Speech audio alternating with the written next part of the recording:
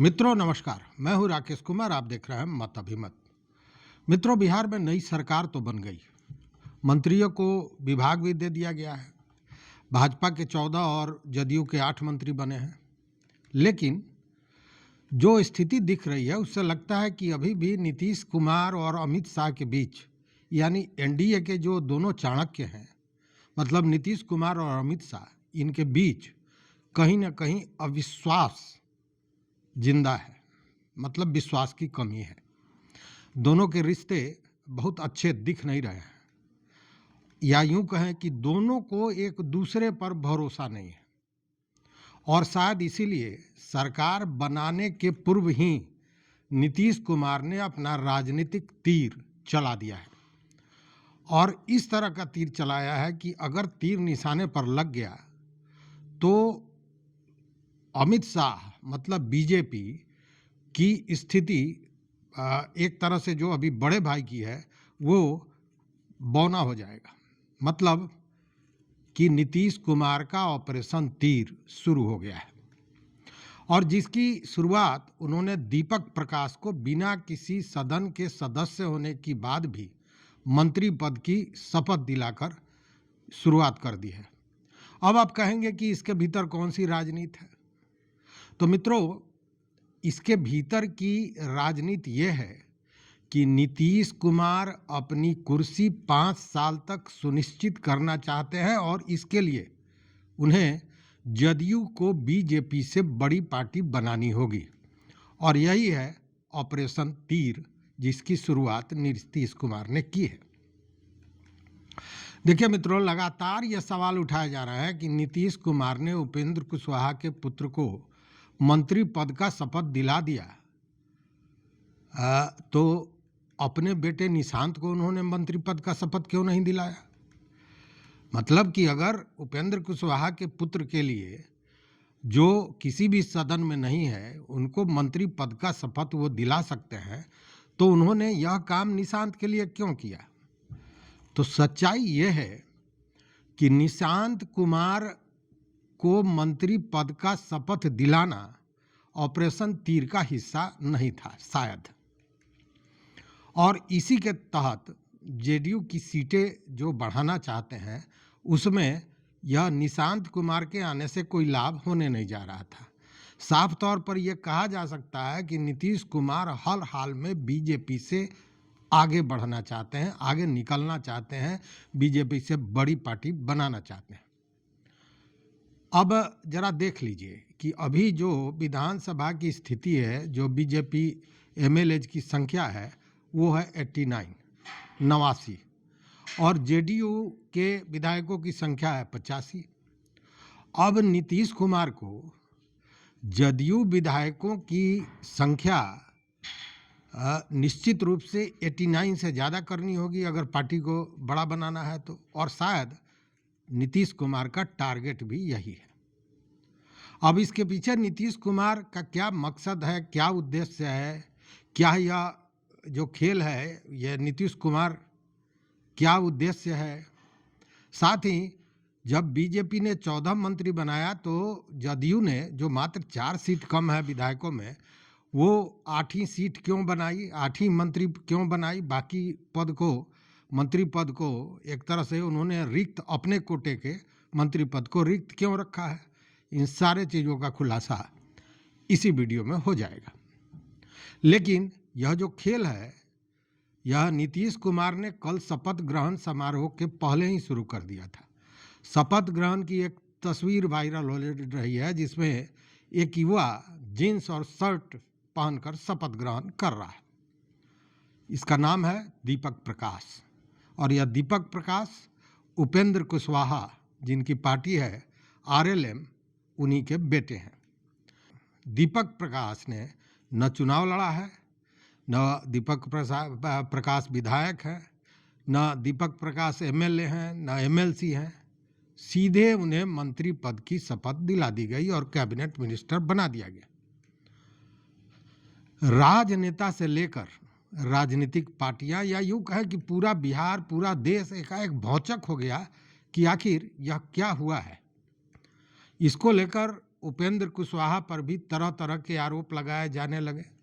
परिवारवाद की बात की जा रही है, सवालों की झड़ी लगा दी गई है और जवाब देते देते उपेंद्र कुशवाहा की हलक सूख रही है।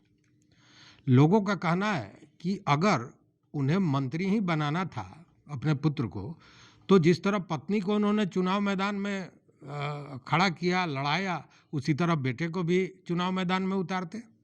लेकिन मुझे लगता है कि कल तक, मतलब शपथ ग्रहण के पहले तक, उपेंद्र कुशवाहा के दिमाग में ऐसी कोई बात थी ही नहीं। यह टोटल जो राजनीतिक चाल है, यह खेल है, यह है नीतीश कुमार का।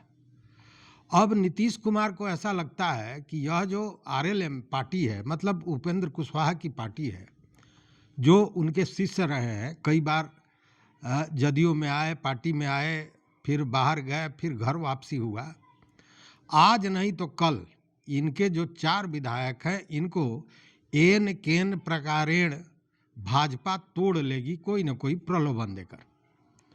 इसीलिए नीतीश कुमार ने पहले ही इस तरह का खेला कर दिया और उपेंद्र कुशवाहा को वापस जदयू में लाने की यह एक पहली चाल, तुरुफ का पत्ता इसे कहेंगे।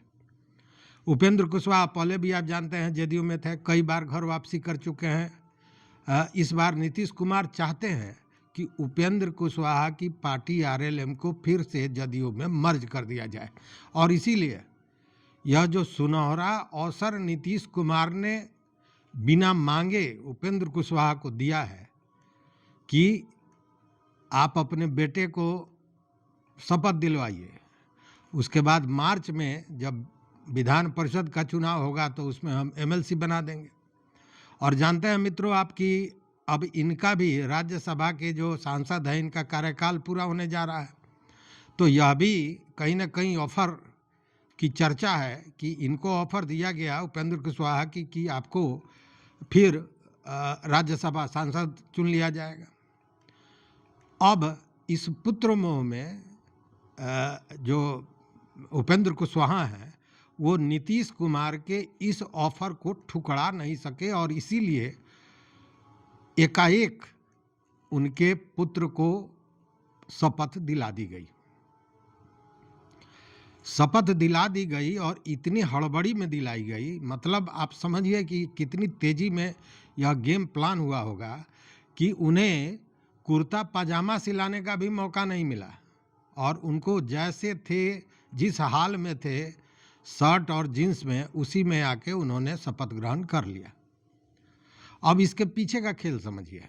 देखिए, आरएलएम के 4 विधायक हैं जो जेडीयू के खाता में अगर जुड़ जाते हैं तो जेडीयू सीधे भाजपा के बराबर चली जाएगी। मतलब अभी 85 है, 4 जुड़ जाएंगे तो 89 हो जाएगा, मतलब भाजपा के बराबर हो जाएगा।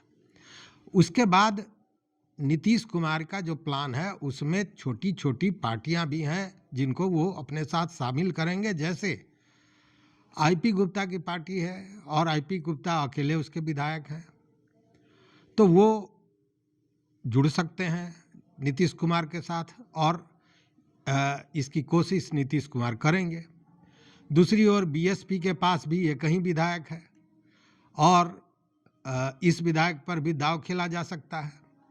जानकारों की माने तो ये बहुजन समाज पार्टी का जो विधायक है उनका कहीं ना कहीं जदयू के कैंप के साथ बेहतर संपर्क भी है, संबंध भी है। ऐसे में नीतीश कुमार विधायकों की संख्या 51 तक पहुंचा सकते हैं, मतलब सबसे बड़ी पार्टी, बीजेपी से बड़ी पार्टी। अब इस गेम के पीछे नीतीश कुमार का और क्या उद्देश्य है, नीतीश कुमार ऐसा क्यों कर रहे हैं, नीतीश कुमार को कहीं से भाजपा पर भरोसा नहीं है क्या? तो सच्चाई यही है कि उन्हें भाजपा पर भरोसा नहीं है। उन्हें लगता है कि अभी तो मामला शांत नजर आ रहा है, लेकिन आने वाले समय में अमित शाह पटना में अपना ऑपरेशन लोटस जरूर शुरू करेंगे और ऐसा हुआ तो निशाने पर होंगे नीतीश कुमार और नीतीश कुमार की कुर्सी। देखिए, ये जानी हुई बात है और एकदम सीधा प्लान है अमित शाह का। वो चाहते हैं कि 20 साल के बाद जब बीजेपी नंबर 1 की पार्टी बिहार में बनी है तो बीजेपी का मुख्यमंत्री पटना में होना चाहिए, चाहे वो किसी भी कीमत पर हो। बिहार का पूरा नियंत्रण बीजेपी अपने हाथ में लेना चाहती है, अमित शाह अपने हाथ में लेना चाहते हैं और इसको लेकर नीतीश कुमार ने ऑपरेशन तीर की शुरुआत की ताकि वो अपनी कुर्सी को सुरक्षित रख पाएं और ऑपरेशन लोटस होने के पूर्व अपने को इतना मजबूत कर लें कि कोई दाव उन पर नहीं चले। अब सवाल यह भी उठता है कि क्या नीतीश कुमार ऐसा करने में कामयाब हो जाएंगे? सच्चाई यही है कि इतना आसान तो यह नहीं होगा, क्योंकि नीतीश कुमार पर बीजेपी का पहरा होगा। डबल इंजन की सरकार है, उनके हर चाल पर बीजेपी की निगाह होगी और बीजेपी भी ऐसा नहीं है कि चुप बैठा है, बीजेपी का भी अपना गेम प्लान तैयार होगा। सवाल यह भी है कि नीतीश कुमार ने उपेंद्र कुशवाहा को क्या सच में समझा लिया है? क्या उपेंद्र कुशवाहा उनके ऑफर को मान गए हैं और आगे मानेंगे? तो देखिए मित्रों, नीतीश कुमार अपनी ताकत मजबूत करना चाहते हैं, अपनी संख्या मजबूत करना चाहते हैं। नीतीश कुमार को बीजेपी से ज़्यादा विधायकों की संख्या बीजेपी से ज़्यादा करने के लिए संघर्ष करना पड़ेगा और वो उसकी शुरुआत कर चुके हैं। लेकिन इसी में एक बड़ा सहारा भी नीतीश कुमार के लिए है और वो है एमआईएम। एमआईएम के 5 विधायक हैं और चर्चा यहाँ तक है कि 5 विधायक में से 4 विधायक ऐसे हैं जो कभी भी नीतीश कुमार के साथ आ सकते हैं। अब एमआईएम के विधायक तो भाजपा के साथ जाएंगे नहीं, तो अब जरा संख्या बल को देख लीजिए। एमआईएम के 4 विधायक, गुप्ता जी 1 5, बसपा 1 6 और उपेंद्र कुशवाहा के पार्टी के 4 विधायक, मतलब 10 विधायक। अगर यह 10 विधायक को जोड़ने में नीतीश कुमार कामयाब हो जाते हैं तो जनता दल यूनाइटेड के विधायकों की संख्या 85 से बढ़कर 95 तक हो सकती है और उसके बाद जदयू सिंगल लार्जेस्ट पार्टी बन जाएगी। और ऐसी स्थिति में भारतीय जनता पार्टी के लिए कोई भी गेम करना मुश्किल हो जाएगा।